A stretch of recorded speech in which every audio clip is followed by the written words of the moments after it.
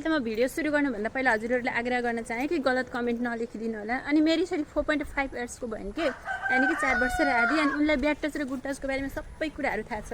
अनि उनको स्कुलमा के अहिले नयाँ टिचर चेन्ज हुनुभएको छ, कस्तो भनेपछि 20-22 वर्षको उमेरको। उनलाई अब टिचरले त्यो पिटेको त होइन, अनि यसरी बुकले टच गर्नु हुँदो रहेछ, अनि लेख्ने मार्करले अनि डस्टरले हल्का टच गर्नु हुँदो रहेछ।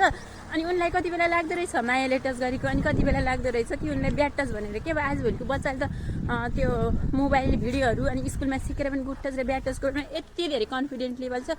मेरो छोरी त झन् हाइब्रिड भएर साह्रै कन्फिडेन्स छिन् कि।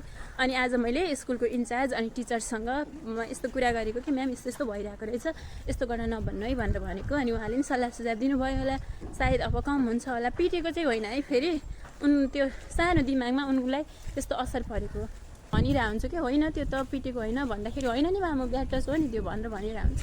त्यही भएर हजुरको पनि सानो बच्चा छ भने कस्तो के गरिरहेछ भनेर आफ्नो स्कुलको बारेमा एकदम राम्रोसँग जानकारी लिनु, अनि ब्याड टच र गुड टचको बारेमा सिकाउनु है त।